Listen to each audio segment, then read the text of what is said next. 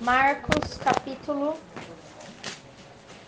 5, versículo 21 em diante, tá? Pessoal, então, diz assim esse texto. Tendo Jesus voltado no barco para o outro lado, afluiu para ele grande multidão e ele estava junto do mar. Então Jesus foi embora lá de Gadara, de Decápolis, e deixou o gadareno lá, lembra? Eu, quando comecei a ler, fiquei com o coração apertado. Você já pensou se você fosse esse gadareno? Vai morrer aqui. Vendo Jesus indo embora e você tendo que voltar lá para os seus e fazer uma missão muito grande. Ai, gente. Só que eu tava ouvindo a mensagem que eu postei para vocês no grupo hoje, do Cláudio, sobre a salvação. No meio dessa mensagem, ele fala sobre essa passagem. Ele dá uma nova interpretação, uma nova roupagem, né, sobre isso.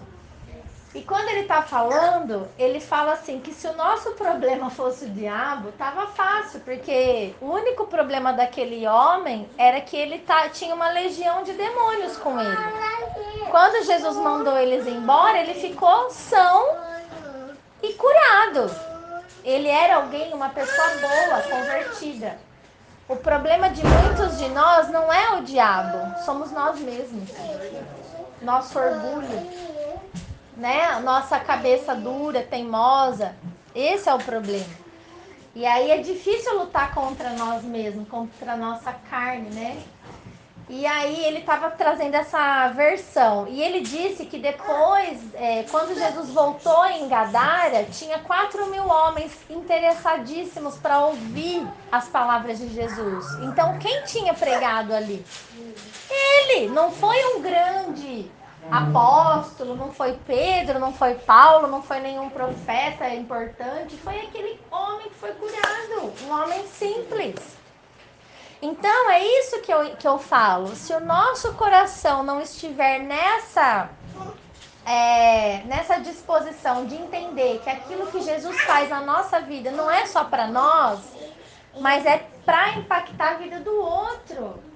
Sabe? As pessoas olharem para você, Carlinhos, e falar: Carlinhos, o que aconteceu com você que você mudou? Você tá mudado. E você conseguir falar o que aconteceu com você, que você teve um encontro com a verdade, e a verdade é Cristo, né? Ah, mas como assim? Ué, assim, eu tô... E quando eu me encontrei com Cristo, tudo mudou em mim, por isso que você acha que eu tô diferente. E você poder impactar a vida do próximo, entendeu? Com a graça que te alcançou. Quem não quer impactar a vida do outro, não entendeu o evangelho. Tá só atrás das bênçãos. Vocês compreendem isso? Não quer trabalhar para o reino, quer trabalhar só para si. Eu vou me converter porque Jesus vai me abençoar. Jesus vai prosperar o meu negócio, vai arrumar o meu casamento, vai abençoar os meus filhos, mas o próximo, ele que se lasque. Porque eu não vou impactar o meio onde eu vivo, eu não preciso disso. Isso é uma visão totalmente errada do evangelho. As pessoas precisam olhar para a nossa vida e falar, olha, existe uma presença diferente ali naquela casa. Você entende? E aí você começa a transformar, é como um toque de Midas, né? Tudo que você toca vai se transformando, vai trazendo luz, vai trazendo a alegria de Deus. Então é isso. Então eu lendo essa primeira parte, eu fiquei pensando no coitado do gadareno lá, vendo Jesus indo embora e ele falando, nossa, agora você me ferrei. Eu vou ter que voltar lá para minha casa e mostrar para eles o que Jesus fez comigo, sozinho, hein? Mas ele não estava sozinho, ele estava cheio da presença do Espírito Santo de Deus. Nós nunca estamos sozinhos quando a gente tem o Senhor. Onde fortalece, né? Não é? E dá coragem, né? Dá coragem. Olha, você tem mais coragem. É Espírito Santo que está comigo, gente. Eu não tinha. Se precisar ir lá dentro, A fralda tá dando alergia. Começou sério? hoje. É o calor, né? É o calor. Tá indo vento aí? Se não, arruma aí, que aqui Pode tá... mudar, eu Não, pra mim eu me tô. interfere, viu? Não, muito gelado para as crianças esse ar. Bom, então Jesus foi para o outro lado. Eis que se chegou a ele. Então, imagina Jesus chegando do outro lado daquele mar. A multidão já estava pronta para atacar, porque todo mundo queria bênção, né? E aí, eis que se chegou a ele um dos principais da sinagoga, chamado Jairo. E vendo-o, prostrou-se a seus pés. E insistentemente lhe suplicou: minha filhinha está à morte. Vem, impõe sobre ela as suas mãos para que ela seja salva e viverá. E Jesus então foi com ele. Mas grande multidão o seguia, comprimindo Jesus. Olha, você imagina se você é o Jairo nessa hora, querendo salvar a sua filha que está morrendo e a bendita da multidão impedindo, atrapalhando o seu percurso. Então a gente está às vésperas de um batismo, mas a multidão não está nem aí que a gente vai batizar pessoas. O problema é que elas estão querendo atenção para elas. Então, veja bem. O que aconteceu nessa multidão? Aconteceu que certa mulher que havia 12 anos vinha sofrendo de uma hemorragia e muito padecer à mão de vários médicos, tendo despendido tudo quanto possuía, sem contudo nada aproveitar, antes, pelo contrário, indo a pior. Tendo ouvido a fama de Jesus, vindo por trás dele entre a multidão, tocou-lhe a veste. Porque ela dizia: se eu apenas lhe tocar as vestes, eu ficarei curada. E logo se lhe estancou a hemorragia e sentiu no corpo estar curada do seu flagelo. Jesus, reconhecendo imediatamente que dele saíra poder, virando-se no meio da multidão, perguntou: quem me tocou nas vestes? Responderam-lhe seus discípulos: vês que a multidão te aperta e dizes: quem me tocou? Todo mundo está te tocando, Jesus, estão te espremendo, né? Ele, porém, olhava ao redor para ver quem que fizera isto.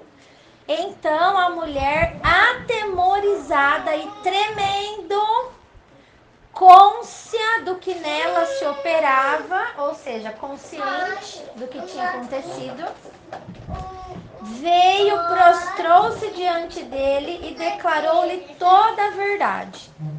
E ele lhe disse: filha, a tua fé te salvou. Vai-te em paz e fica livre do teu mal. E Jairo com ele ali, a filha do Jairo morrendo. Falava ele ainda quando chegaram alguns da casa do chefe da sinagoga. Olha, o Jairo, ele era chefe da igreja da época. Ele era tipo o líder, o pastor, o máximo ali. E disseram assim: tua filha já morreu, Jairo, por que incomodas o mestre? Imagina você receber uma notícia dessa. Vem multidão, vem mulher doente, Jesus para, mas a sua filha, que é do seu maior interesse, já morreu, acabou, para de incomodar ele. Mas Jesus, sem acudir a tais palavras, sem ligar para o que eles falavam, disse ao chefe da sinagoga: não temas, crê somente. Contudo, não permitiu que alguém o acompanhasse, senão Pedro e os irmãos Tiago e João. Então, Jesus não deixou mais ninguém ir com ele. Ele separou 3 só dos discípulos. Chegando à casa do chefe da sinagoga, ele viu o alvoroço, os que choravam e os que pranteavam muito. Ao entrar, lhes disse: por que estáis em alvoroço e chorais? A criança não está morta, mas ela dorme. E riam-se dele. Tendo ele, porém, mandado sair a todos, tomou o pai e a mãe da criança e os que vieram com ele e entrou onde ela estava. Tomando-a pela mão, disse: Talitá cumi, que quer dizer: menina, eu te mando, levanta-te. Imediatamente a menina se levantou e pôs-se a andar, pois ela tinha 12 anos. Então ficaram todos sobremaneira admirados. Mas Jesus ordenou-lhes expressamente que a ninguém soubesse disso, e mandou que dessem de comer à menina. Então a gente vai ler até aqui. Eu quero falar para vocês algumas coisas que Deus, ao ler essa mensagem, primeiro eu vou falar sobre Jairo, tá? Depois eu vou falar da mulher que foi curada da hemorragia. Isso aqui é o que Deus colocou no meu coração enquanto eu estava preparando a palavra, tá bom? Como nós vimos no texto, Jairo era um homem importante, de destaque na sua religião. Mas, diante do impossível, ele teve um encontro chocante com as suas limitações humanas. Ele que ajudou tanta gente na sinagoga, que direcionou tantas famílias, que leu a lei de Deus tantas vezes, que falou de Deus e do poder de Deus tantas vezes, né? Que contou os milagres do Antigo Testamento para aquelas pessoas, agora não podia mais fazer nada pela sua casa, pela sua família. Estava totalmente impossibilitado de fazer qualquer coisa. Estava vendo a morte dentro da sua casa sem poder fazer nada, com as duas mãos amarradas, porque todo o seu conhecimento, todos os seus títulos, tudo aquilo que ele era, não iriam ajudá-lo em nada nessa hora, porque tratava-se de vida ou morte. E quando se trata de vida ou morte, aí a gente tem que recorrer ao autor da vida, que é Cristo. Ele se deparou com a realidade de que só o Filho de Deus, Jesus Cristo, traria a salvação para aquela situação de dor e de morte. Então ele abandonou todos os seus títulos, tudo que até ali regia sua vida, suas crenças, e se lançou aos pés de Jesus em um ato de submissão total. Ele se prostrou aos pés de Jesus. Ele não estava mais nem aí quem ele era, se ele era chefe, se ele era importante, simplesmente ele se rendeu e implorou e suplicou a Deus uma solução imediata na vida dele.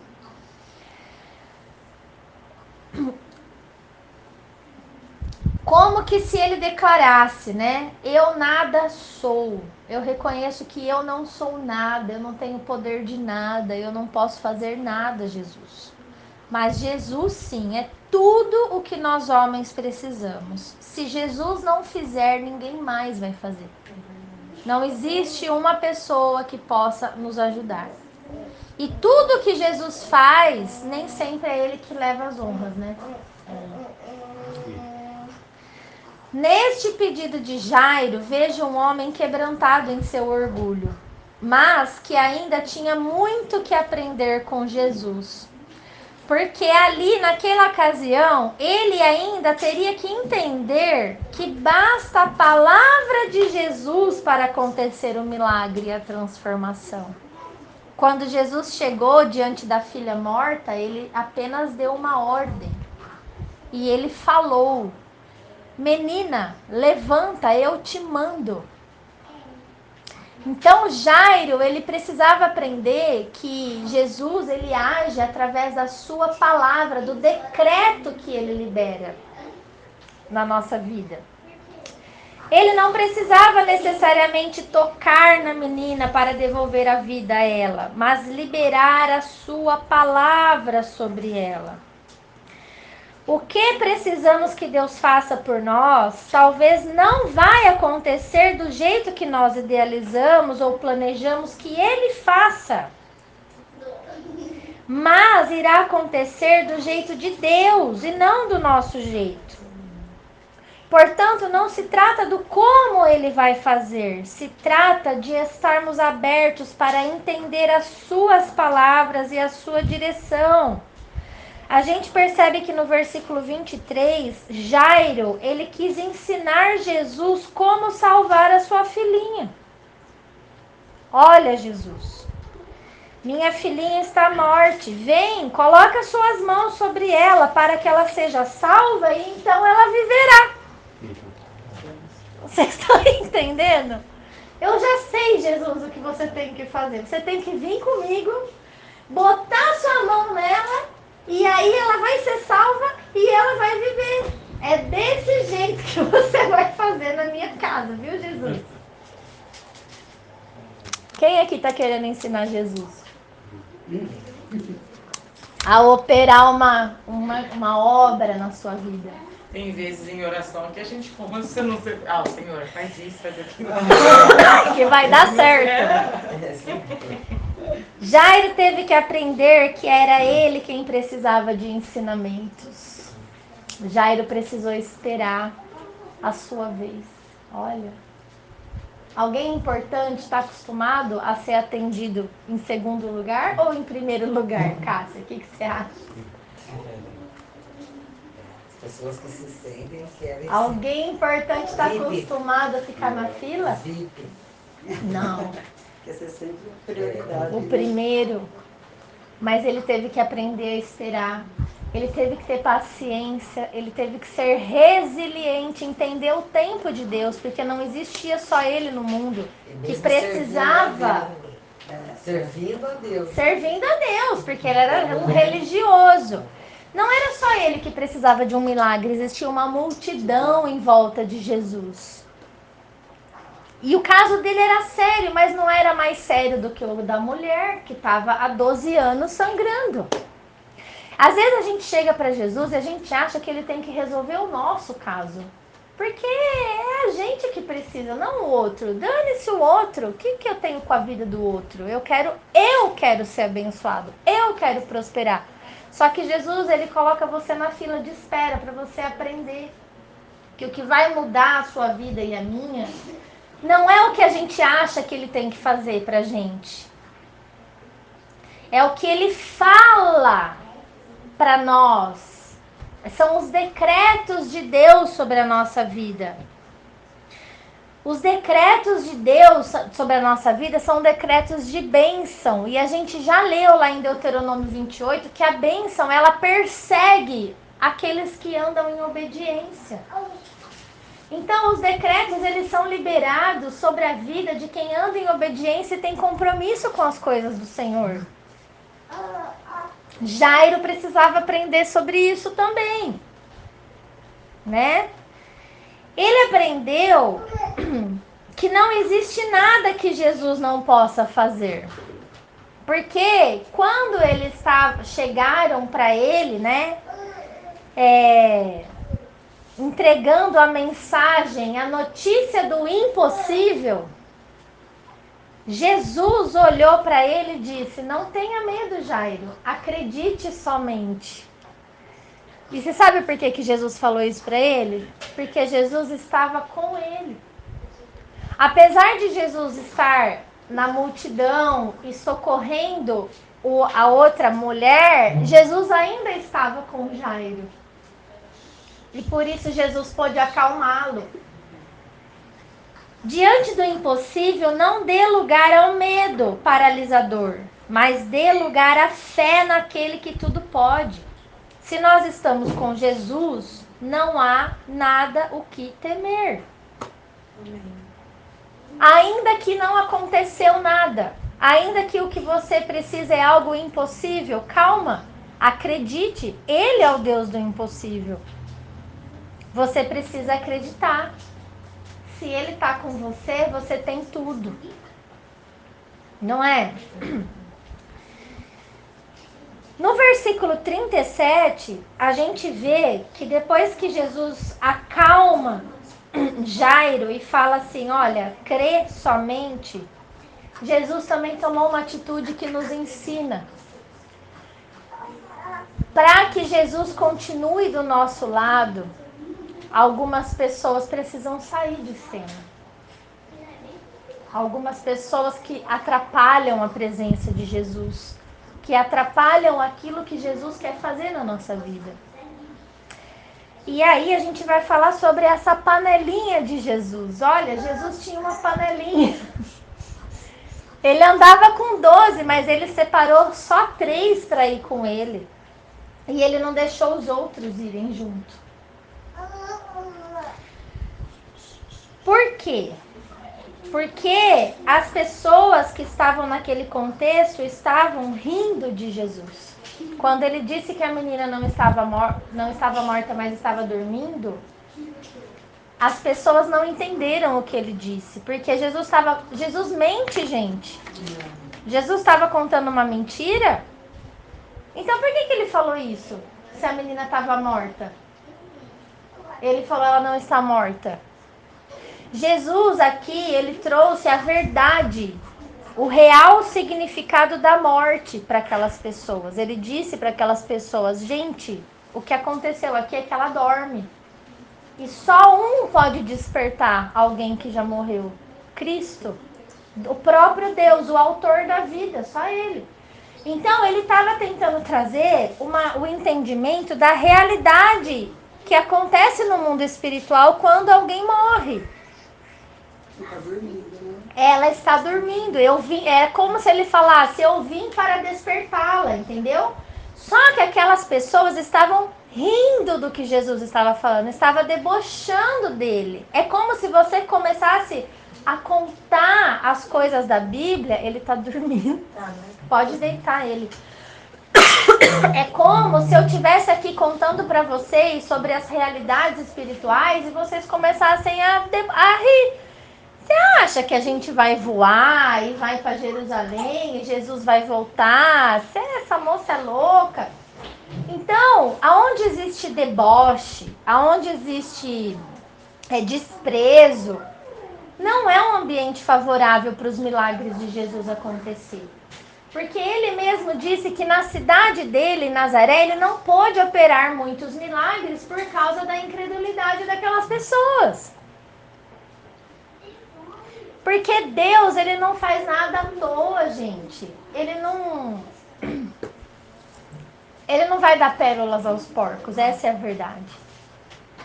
Então, o porco, ele tem que se contentar com a lama, não com as pérolas, com as coisas que são preciosas, né? E muitas vezes nós damos pérolas aos porcos. E aí, um dia o Senhor me mostrou o real significado desse versículo. Pérolas são tesouros particulares nossos que nós temos. Tesouros que Deus nos deu, certo? Porque nós viemos no mundo sem nada. Tudo que a gente tem, quem que deu? Foi Deus. Então, a minha pérola, os meus tesouros são quem? São meus filhos, é minha família em primeiro lugar. Esses são os meus tesouros. A minha vida, porque Cristo morreu por mim. Eu tenho muita importância. As coisas que eu conquisto, os meus bens, são minhas pérolas. Ninguém me deu. Eu suei, eu trabalhei, ele trabalhou. Não caiu do céu as coisas que a gente tem. São as nossas pérolas. E a gente vai dar aos porcos. A gente vai abrir a nossa intimidade para aqueles que gostam da lama, aqueles... O que Jesus disse que eles vão fazer com as nossas pérolas? Eles vão dilacerar e pisar e estragar as nossas coisas. Estragar o coração dos nossos filhos. Você sabe por que os filhos dos pastores muitas vezes se desviam da igreja? Porque não suportam ver a humilhação e o desprezo que os pais passam dentro da igreja por causa dos porcos que ali estão. Eles ficam revoltados e eles não aguentam. Se revoltam. Porque vê a doação do pai e da mãe para gente que não merece.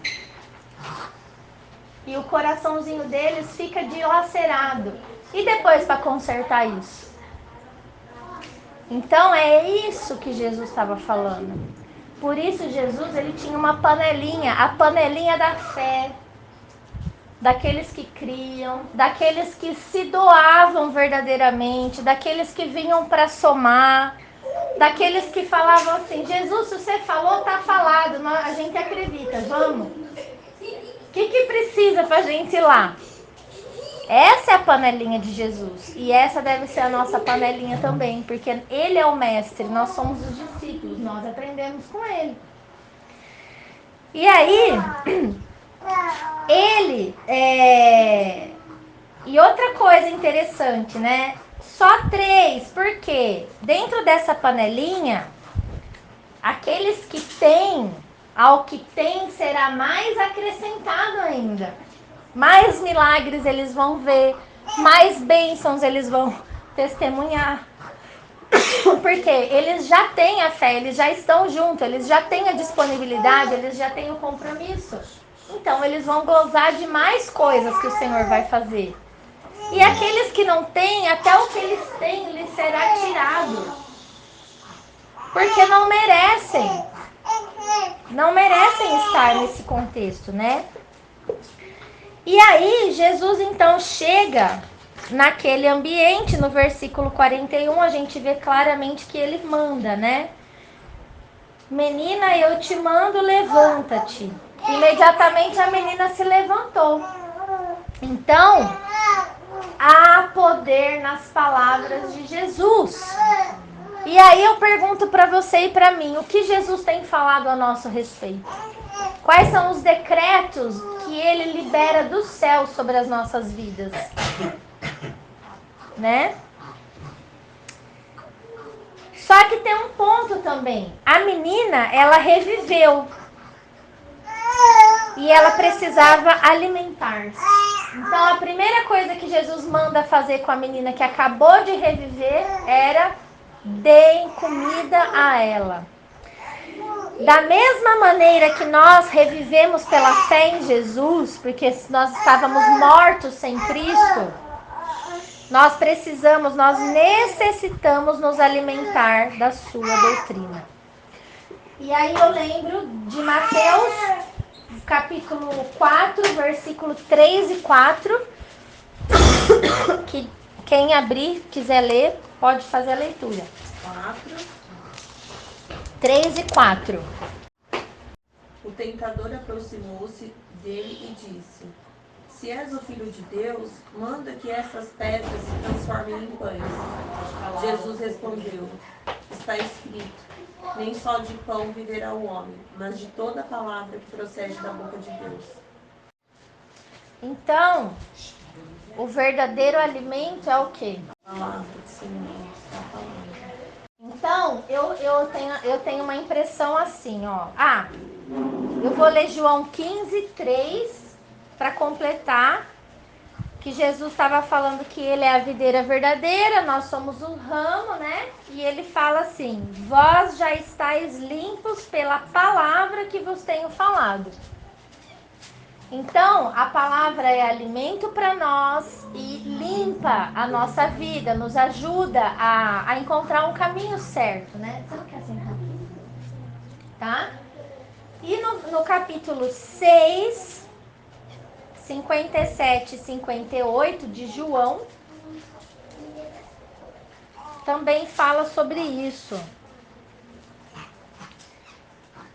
Assim como o Pai que vive me ensinou, e igualmente eu vivo pelo Pai, também quem de mim se alimenta, por mim viverá. Este é o pão que desceu do céu, em nada semelhante àquele que vossos pais comeram e contudo morreram. Quem comer este pão viverá eternamente. E o versículo 63 diz: o espírito é o que vivifica, a carne para nada aproveita, mesmo porque ela vai ser desfeita na terra quando morre. Mas as palavras que eu vos tenho dito são espírito e são vida. Então, o que eu vejo aqui? Eu entendo que nós que estamos, a gente não crê em Jesus e a gente está perdido na nossa carnalidade, com atitudes, né, fazendo o que a gente quer fazer. Quando a gente encontra com Jesus, a gente começa a entender que existe lei para nós, existe uma direção para nós. Só que esse encontro, ele é um encontro que primeiro vai vivificar o nosso espírito. É como se Jesus, ele tocasse no nosso espírito e gerasse uma vida em nós. Só que se você não se alimentar, você morre de novo. Então você foi tocado pelo Espírito Santo, você reviveu, você entrou em contato com verdades absolutas que regem a vida da humanidade. Agora você precisa se alimentar. E você vai se alimentar do quê? O que foi, Bê? Você vai se alimentar da palavra de Deus, que é o que te limpa, que é o que te cura, que é o que decreta, que libera decretos sobre a tua vida, né? E é aí que entra o nosso comprometimento com a palavra. Então, quem não está na casa de paz, está aonde está ouvindo essa palavra? Não está se alimentando. É como eu falei. Não que existe só a casa de paz, vocês já sabem disso. Não existe só aqui, existem outros lugares, mas vocês precisam estar em algum lugar se alimentando dessa palavra, porque a morte, ela vem. Você passa fome. Aquela palavra não é nem quente E nem frio. nem frio. É morno. É morno. Então eu vejo aqui Jesus, ele não mandou dar de comer a menina à toa. Ele falou, vamos, vocês querem manter a vida aqui dentro dessa casa, nessa menina, nessa filha? Alimentem essa criança. E aí, não só de pão viverá o homem, mas de toda palavra que sai da boca de Deus. Ensinem a Bíblia, ensinem os caminhos, é isso. Esse é o contexto, tá? Sobre Jairo, isso foi o que mais me chamou a atenção nesses textos, ensinando para nós que quando a gente faz uma obra, quando alguém se interessa, quando alguém se encontra com Jesus, existe conversão, se essa pessoa não permanece, é questão de tempo para ela morrer de novo. Tá? É isso. Alguém tem alguma pergunta sobre isso? O que vocês acham dessa passagem de Jairo, né? De tantas coisas que o Senhor revelou para ele, né?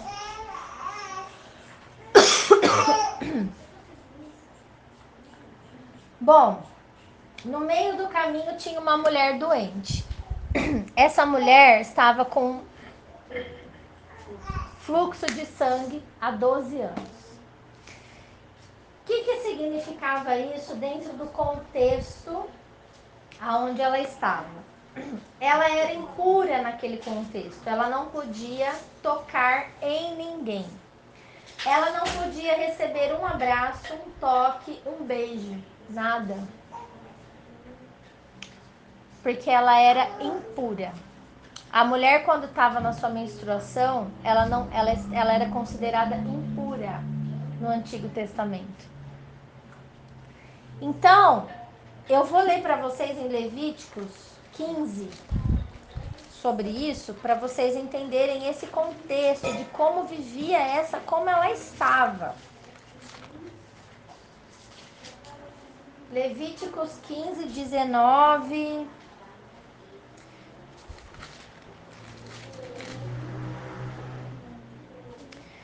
A mulher, quando tiver o fluxo de sangue, se este for fluxo costumado do seu corpo, estará 7 dias na sua menstruação, e qualquer que a tocar será imundo até a tarde.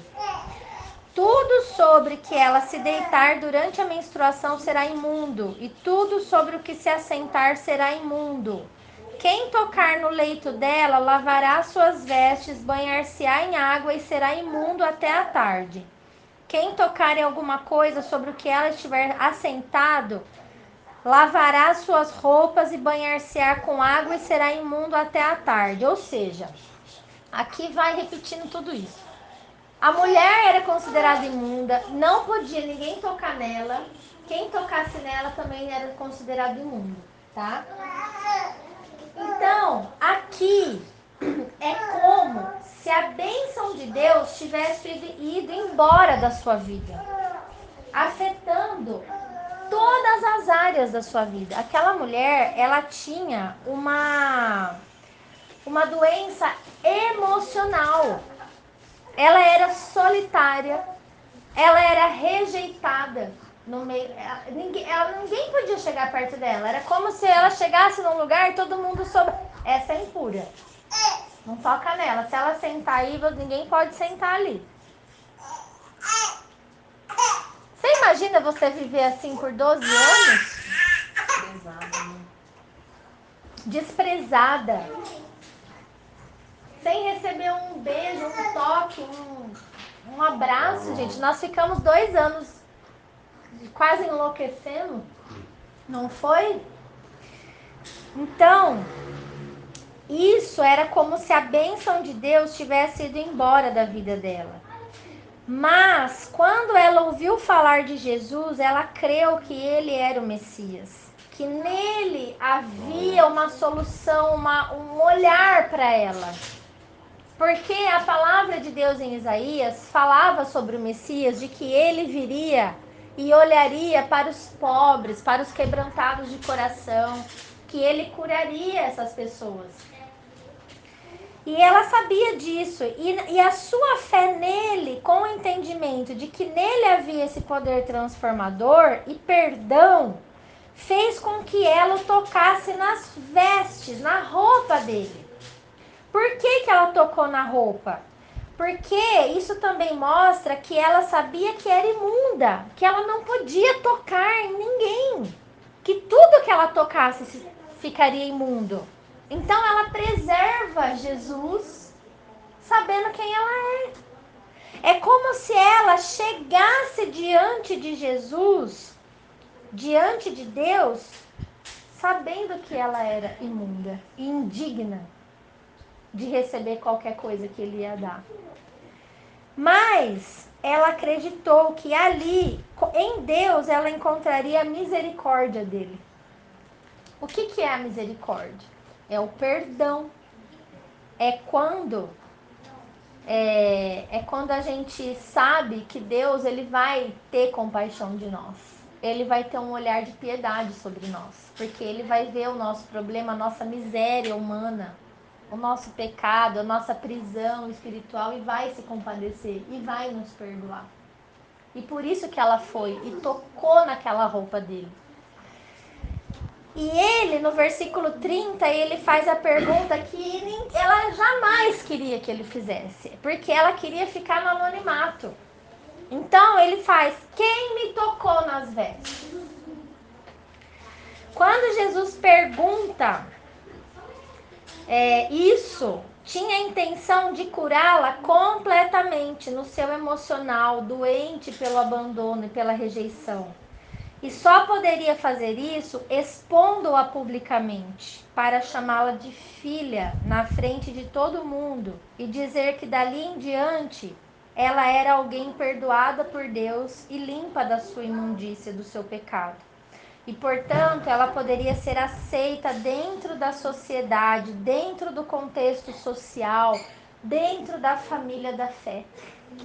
Vista com outro olhar, né? Como filha de Deus. Ou seja, você não vai ser curada e sair fugindo daqui. Você não vai ficar no anonimato. O que eu faço por você é para inserir você dentro da família, que vai te abraçar, que vai te beijar, que vai te acolher, que vai ter relacionamento com você, que vai saber que você foi transformado. Entendeu? E isso é maravilhoso, né? Expondo publicamente a conversão de alguém, evidencia-se também a mudança de decreto sobre a vida da pessoa. Porque só Deus pode transformar a maldição em bênção. Quando Jesus fala, você é filha, ele está dizendo para todo mundo que os decretos no mundo espiritual a respeito daquela mulher foram alterados. Que ela foi perdoada. E se Cristo te perdoou, quem poderá te condenar? Ninguém. Quem poderá falar que você no outro tempo era mentiroso, era roubador, era isso ou era aquilo? Era tudo. E daí? Daqui pra frente eu não sou mais. Eu fui aceito por Deus. Deus é comigo. Eu fui perdoado. Na cruz ele derramou o sangue por mim. Ele me lavou. Eu estou limpo daquela culpa lá de trás. E isso não pode ficar no anonimato. Tanto não pode que tá aí a importância do nosso batismo. Por que o batismo é um ato público? É para isso. É para que você seja aceito e inserido no contexto da igreja. É para que a igreja te receba como um filho perdoado, entendeu? É para que as pessoas saibam o que Cristo fez na sua vida. Você sabia quem era. Cristo sabia que te curou, mas as pessoas também precisavam saber. E aí ela teve que se apresentar.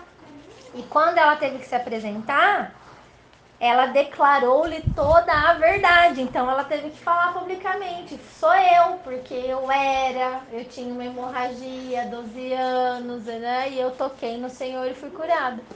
Ela se expôs. Porque Jesus sabia quem havia sido. Claro. Quem tocou, né? Então, ele não faz isso para envergonhar ela, né? E ele também não podia curá-la e deixá-la no anonimato. Por quê? Porque nós somos a luz do mundo. Não se acende uma luz para botar debaixo da mesa. Ele mesmo disse isso. Como que ele ia contra a palavra dele? Né? Aí, eu marquei aqui esse negócio de ser filho, né? Porque a gente precisa entender que nós, pela fé em Jesus, nós nos tornamos filhos dele no mundo espiritual. Então é João 1,12, sempre a gente lê esse texto. João 1,12 diz assim: mas a todos quantos o receberam, deu-lhes o poder de serem feitos filhos de Deus, a saber, aos que creem no seu nome. Então quem são os filhos de Deus? Os que creem em Jesus, os quais não nasceram do sangue, nem da vontade da carne, nem da vontade do homem, mas nasceram de Deus. Nasceram espiritualmente, nasceram de novo. Não nasceram como seres humanos na terra, né? Aí, eu acho lindo ver essa forma como Jesus faz. E eu começo a ver, assim, dentro de um contexto de família da fé mesmo, né? Da gente estar inserido e se sentir bem onde a gente está. E aí Deus colocou no meu coração um outro ponto. E quando alguém não se sente aceito no meio da igreja? Será que existe isso? Existe. É porque ainda esconde seus pecados e sabe que anda em desacordo com a vontade do Pai. Não se sente aceito, não se sente parte, porque falta alguma coisa. Meia culpa. Sabe que não se rendeu completamente, sabe que ainda cultiva velhas atitudes que desagradam a Deus. Isso traz vergonha. E ao invés de se reconhecer culpado, não, a culpa é da igreja que não aceita eles. Então, para encerrar essa palavra, né, eu trouxe 1 Coríntios 5, 11 a 13, que é uma orientação do apóstolo Paulo sobre isso. 1 Coríntios 5, 11 a 13. Pessoas que não se sentem aceitos no meio da igreja. Vamos fazer essa reflexão? Mas agora vos escrevo que não vos associeis com alguém que, dizendo-se irmão, for impuro, avarento. Sabe a pessoa avarenta que nunca colabora com nada? Ele só quer receber, ele nunca dá, ele nunca tem nada para dar, né? Ele não tem hospitalidade para dar, ele não tem oferta para dar, ele não Não tem quer semear. talento para dar, ele não tem nada. Ele só ele não quer plantar nada, ele só quer que plantem na vida dele. Ele não consegue nem dar nada para ninguém, uma palavra, um elogio, né? Mas se diz irmão, se diz crente, ou idólatra, ou maldizente, que é o que eu comentei no início, sai do meio da igreja para falar mal do irmão, do outro, porque não gostou, porque fez, porque não fez. Maledicência, fala por trás, crítica, né? Critica a igreja. Sabe? A igreja não tem que ficar sendo criticada. A gente não tem que criticar ninguém. Criticar, alguém gosta de ser criticado? Eu também não gosto. Eu prefiro 1000 vezes que alguém venha conversar comigo e me dedica e me dê algumas ideias legais. Isso não é crítica. Agora, vir falar, criticar, apontar o dedo, trazer... Tá ruim? Faça melhor você, então. Essa é a resposta que eu dou para quem traz crítica. Porque eu não gosto de ser criticada, né?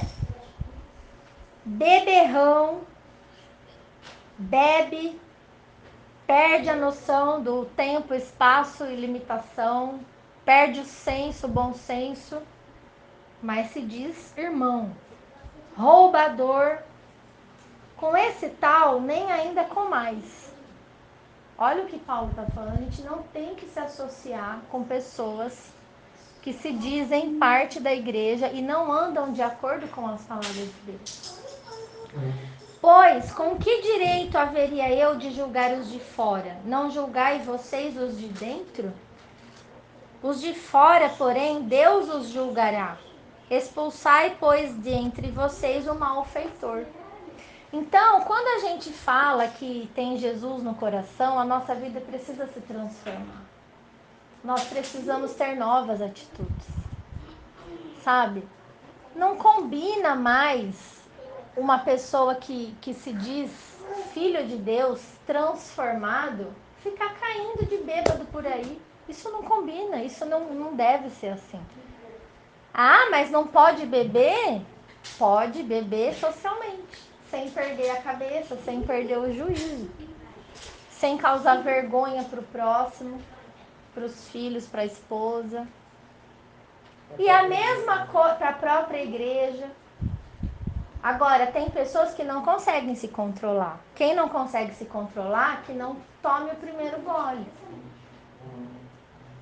Aí alguém pode pensar, nossa, mas isso é muito radical. Sua filha vai pegar o avião. Quantas cervejas você acha que é seguro o piloto desse avião tomar antes de subir o voo? Na sua opinião, quantas assim que ele pode tomar antes de subir? Nenhuma, né? Na minha opinião, nenhuma. Não, seu filho, o Gael, vai fazer uma cirurgia no rim com essa idade. O cirurgião, ele só quer tomar uma cervejinha, né? Quantas cervejas você deixaria ele tomar, Glaucia, antes de operar o seu filho, o médico? Então, a resposta tá aí, né, gente? Não adianta. A gente tem que ter discernimento. Se Jesus transformou a nossa vida, ela foi realmente transformada. A gente pode até ter mas perder a cabeça, não. Não existe mais lugar, porque quando você não se domina, alguém está dominando a sua mente. E esse alguém não é o Espírito Santo de Deus. Isso eu estou falando com relação ao álcool. Agora a gente pode falar com relação à língua, maledicência, que é coisa mais feia do que falar mal do outro pelas costas. É horrível, gente. E ainda falar que foi transformado por Jesus. As pessoas de fora olham e falam, Deus que me livre que eu não vou numa igreja dessa pessoa.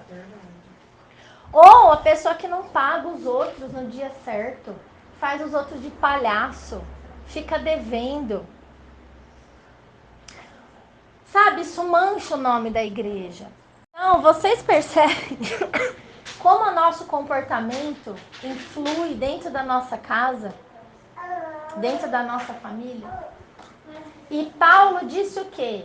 Aquele que se diz irmão e continua querendo fazer essas coisas, que faça essas coisas longe de vocês. Eles não são igreja, eles são ouvintes. Eles ainda não tiveram uma transformação, um encontro com Cristo. Estão aí ouvindo a palavra. Uma hora ela entra na cabeça, no coração. Então, existe, sim, um contexto da igreja que é separada do mundo. Nós precisamos ser diferentes, não por aquilo que a gente fala, mas por aquilo que a gente faz.